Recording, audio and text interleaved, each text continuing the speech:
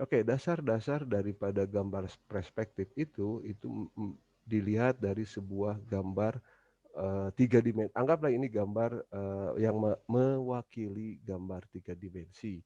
Di mana jika ada seseorang yang melihat sebuah benda, maka seseorang tersebut sebenarnya dia berdiri pada sebuah bidang-bidang datar, di mana ada bidang-bidang yang di depannya, di bawahnya, kemudian dia juga berhadapan dengan sebuah koordinat titik-titik dan sebuah garis. Nah, saya baru menyebut bidang datar, titik, dan garis. Karena bidang-bidang tersebut, sebentar kok ini kelewat ya. Karena bidang-bidang tersebut itu memiliki, kita sebutlah, memiliki nama. Oke, jadi yang ada di depan itu anggaplah bidang, ini adalah bidang datar yang tempat Anda menggambar atau disebut dengan bidang gambar. Kemudian setiap orang yang berdiri diasumsikan dia memiliki bidang dasarnya yang kira-kira setinggi daripada mata orang tersebut. Kemudian M di sini itu adalah matanya. Kemudian ada titik T. Ini yang paling penting, bukan paling penting, penting. T itu disebut cakrawala, cakrawala kadang-kadang disebut horizon gitu kan. Itu merupakan sebuah titik-titik yang penting. Anda ingat saja dulu bahwa cakrawala di sini adalah titik yang penting. Mengapa demikian? Karena nanti yang akan dibahas kita hari ini adalah tentang garis cakrawala tersebut. Kemudian garis cakrawala tersebut nanti ada titiknya. Titiknya tergantung daripada sudut pandang Anda melihat dari sebuah bidang gambar tersebut. Kemudian kita juga harus mengasumsikan bahwa ketika menggambar perspektif, Anda memiliki jarak antara Anda berdiri dengan jarak bidang gambar yang akan digambarnya.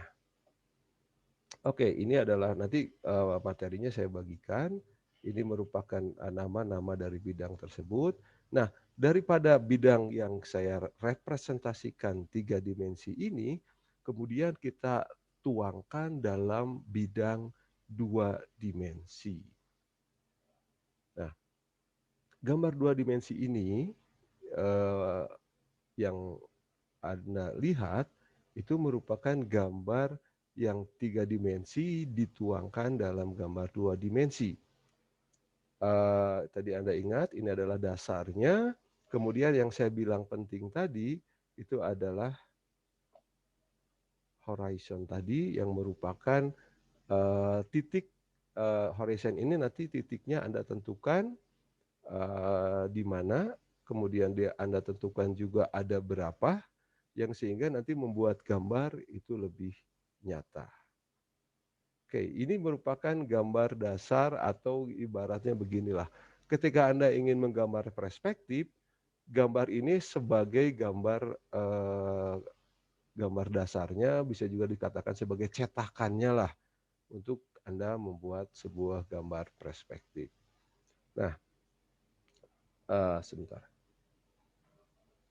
Selanjutnya, bahwa di dalam gambar perspektif, ya ini sudah jelas ya, semakin jauh semakin tidak terlihat, semakin kecil, sehingga kalau sangat jauh itu dikatakan sebagai titik tak hingga, itu seolah-olah Anda sudah tidak melihat lagi benda tersebut. Nah, titik tersebut dikatakan sebagai titik lenyap.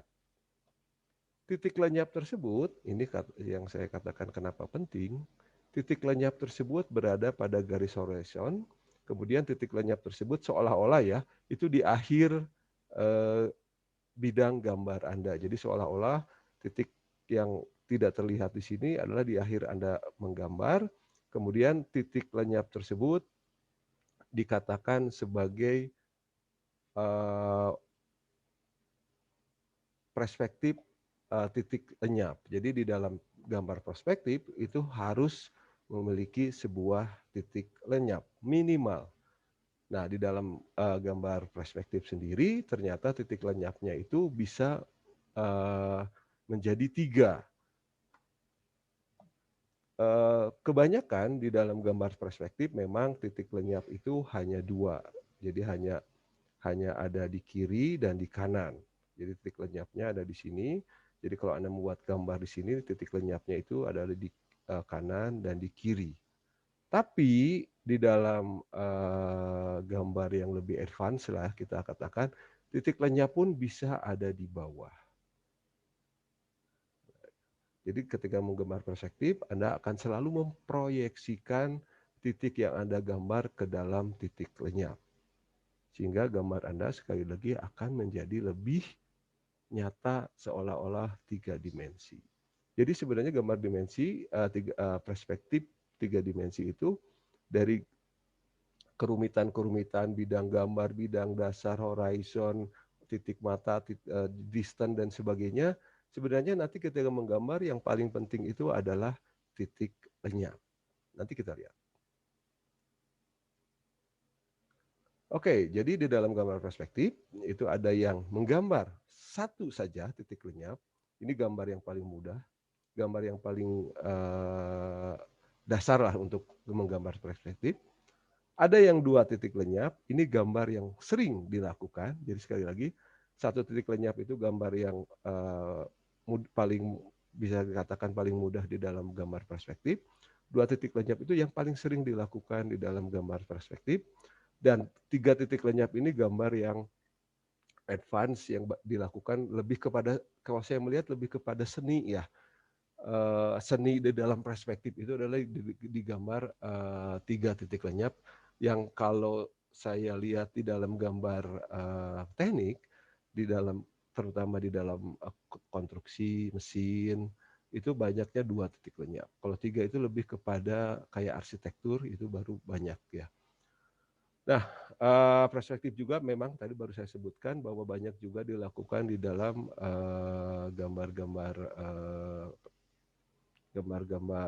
arsitektur, gambar-gambar apa namanya, interior design dan sebagainya, itu sangat juga membantu ketika seorang arsitektur menggambar rumah, tampak luar, tampak dalam, itu akan sangat membantu di dalam penggambarannya.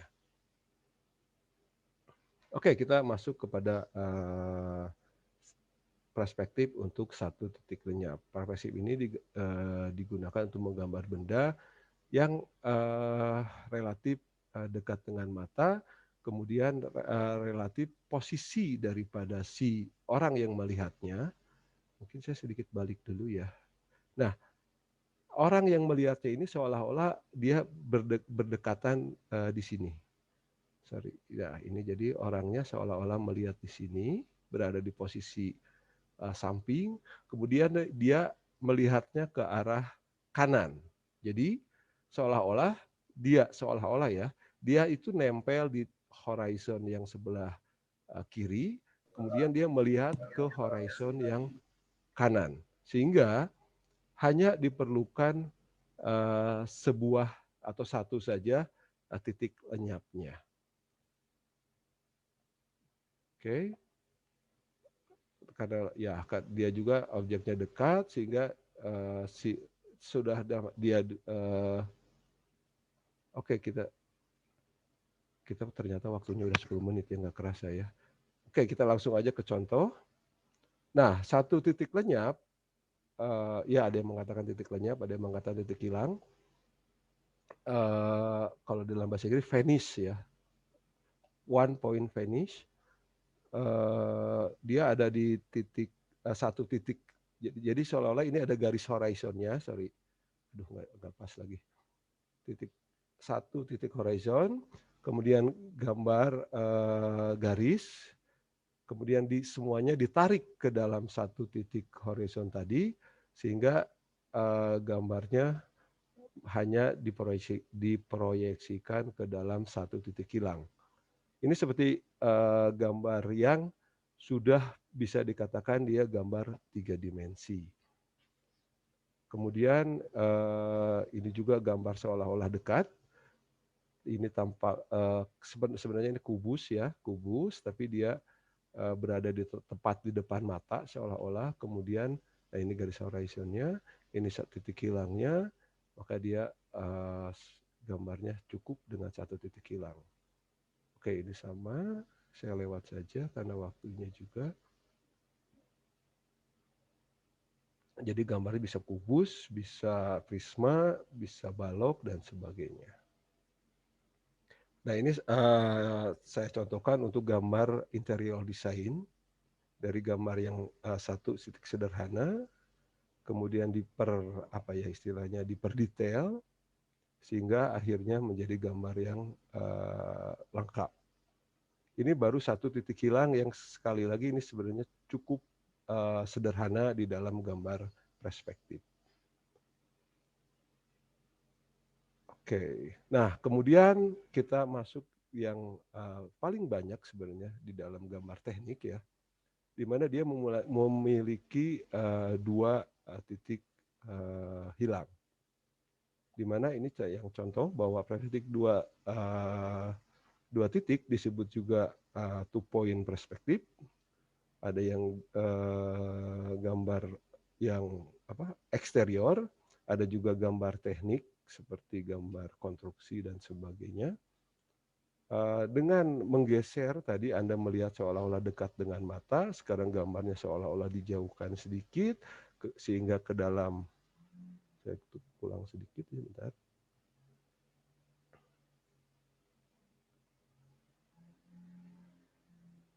Oke, kolom.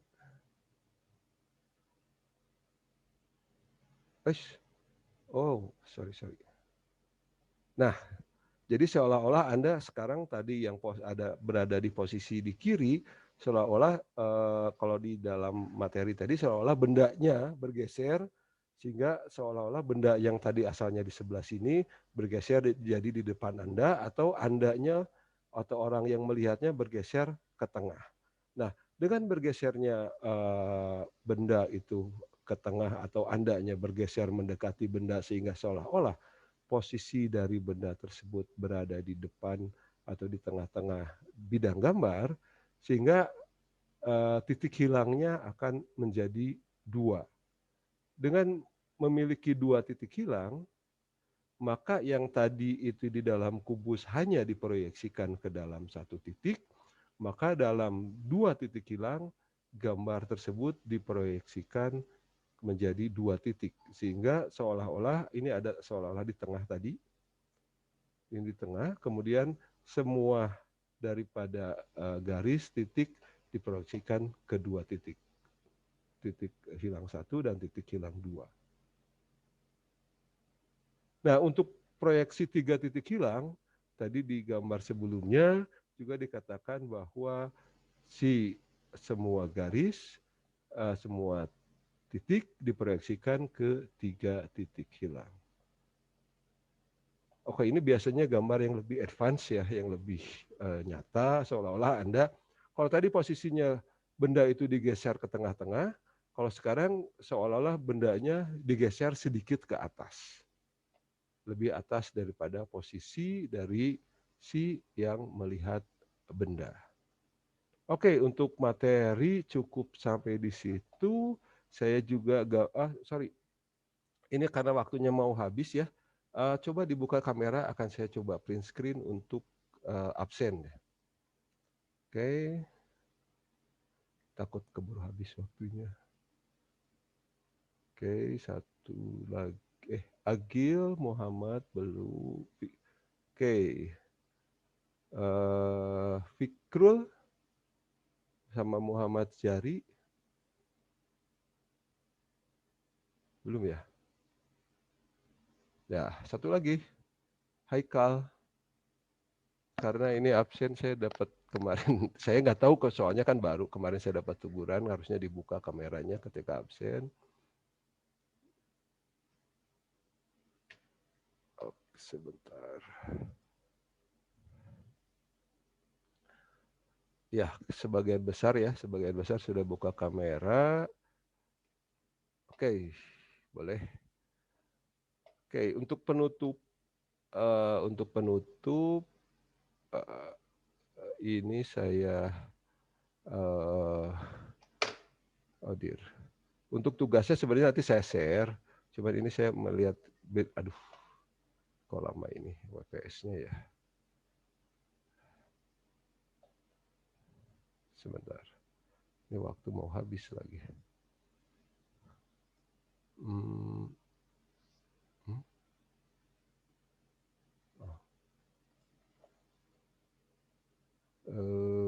Ya, oke.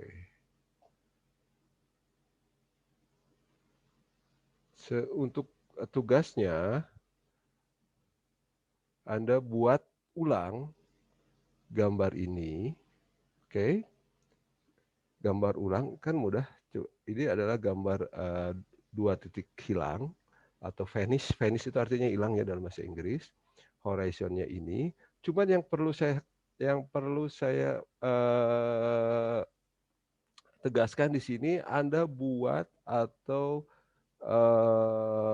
berikan ukuran. Anda berikan ukuran daripada gambar ini. Kemudian Anda buat di dalam etiketnya skala. Itu silahkan Anda pilih skalanya, silahkan Anda pilih ukurannya, tapi harus tepat. Oke. Kalau ukurannya bebas, Pak, apa ditentuin? Nah, itu dia ilmunya, Pak. Jadi begini, Anda masih melihat screen saya ya? Sorry, saya masih share screen kan? Iya, Pak. Oke, begini. Siap. Jadi, poinnya dalam belajar ini adalah ada yang mengatakan ukurannya bebas atau enggak, bebas. Tapi terukur. Sedangkan mungkin Anda pertanyaannya, loh kan ini gambarnya nggak ada, bagaimana saya dapat mengukur? Yang terukur di sini adalah begini, ketika Anda menggambar ini misalnya ya, Anda gambar ini dengan 2 cm, realnya 2 cm. Oke. Nah, Anda boleh menuliskan di dalam gambarnya ini menjadi 2 meter. Oke.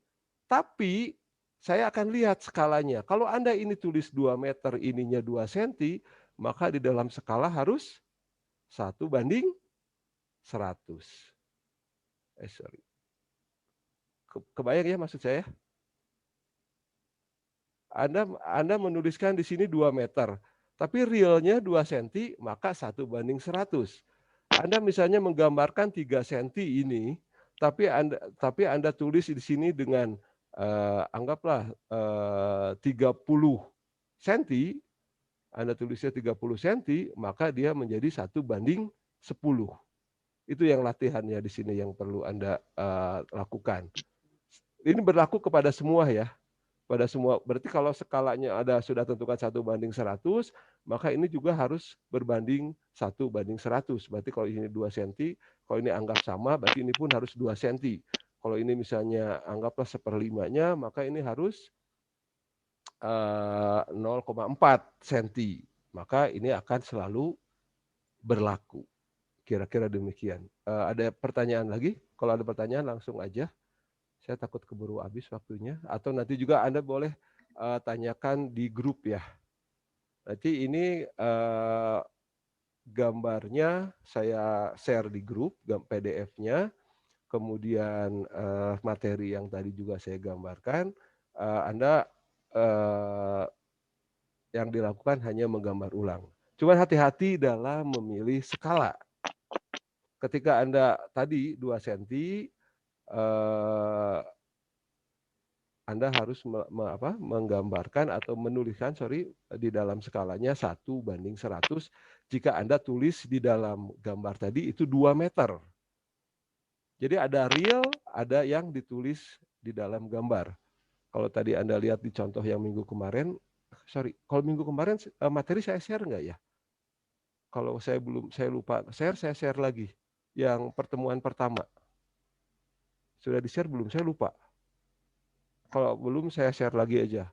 Di dalam pertemuan pertama itu ada contoh gambar teknik, walaupun kemarin kita belajarnya tentang etiket, Tapi Anda ikuti contoh tadi. Contoh di pertemuan satu ada ukurannya. Ukurannya itu adalah ukuran realnya, bukan ukuran di dalam gambar tersebut. Oke, jadi nanti sekali lagi gambar tadi Anda